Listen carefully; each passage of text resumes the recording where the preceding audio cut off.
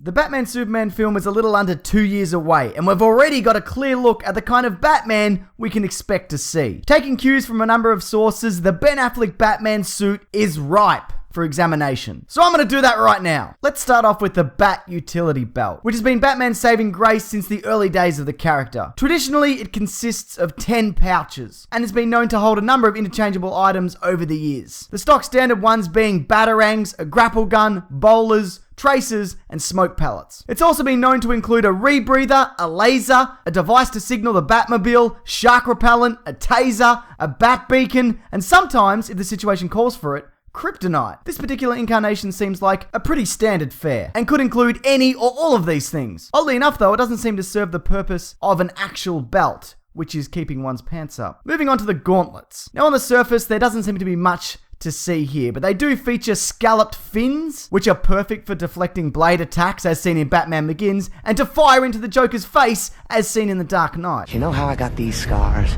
No, but I know how you got these.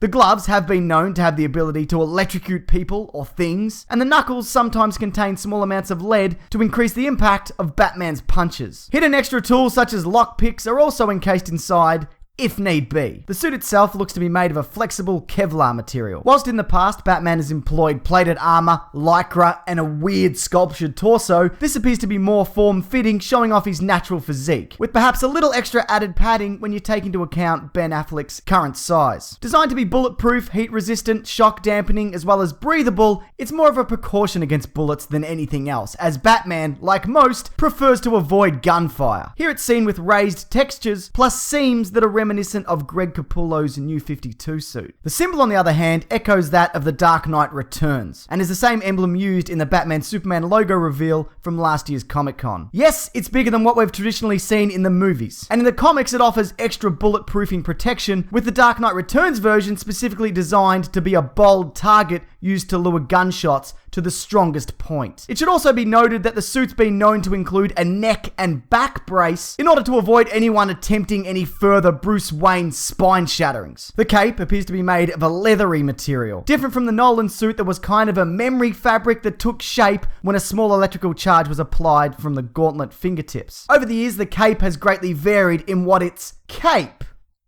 of, sometimes being torn real easy and other times depicted as being bulletproof and fire resistant. The Dark Knight Strikes Back even had it containing razor sharp blades for slicing people real good. More often than not, it's shown with a limited gliding ability. The cape is said to be mostly employed as a form of misdirection, with those facing Batman perhaps unsure where the bulk of his body lies underneath it, especially when he's in motion. Lastly, the cowl. This time depicted as having Jim Lee style short ears for the first time ever, if you discount Batman 66.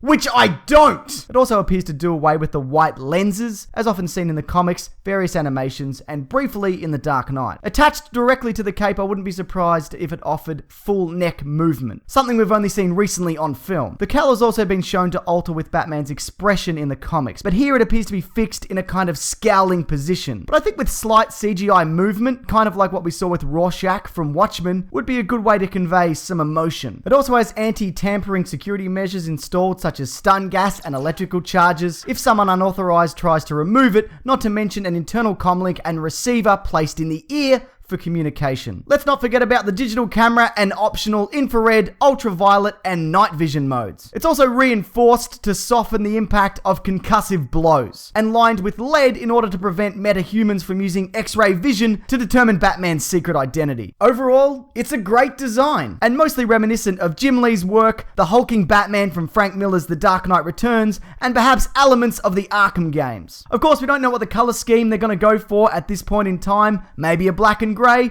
maybe a blue and grey, maybe none or all of those things. Bear in mind also, we'll most likely see a more heavily armoured or mechanical version for the inevitable Batman Superman showdown. Thanks everyone. Now if you like this, why not check out my podcast, The Weekly Planet. This week's one, out Monday, is on the new Batsuit, Godzilla 2014, and the best and worst X-Men movies. We just hit 500,000 downloads, so thanks everyone for that, and thank you to comicbookmovie.com for hosting it. You can find the show linked below. But what's your favourite Batsuit? Firstly, just from the movies, and secondly, from any other incarnation. Leave your thoughts below or via my Twitter and Facebook pages, both ending in Mr. Sunday Movies, if you have anything you'd like to say about that. Thanks everyone, take care.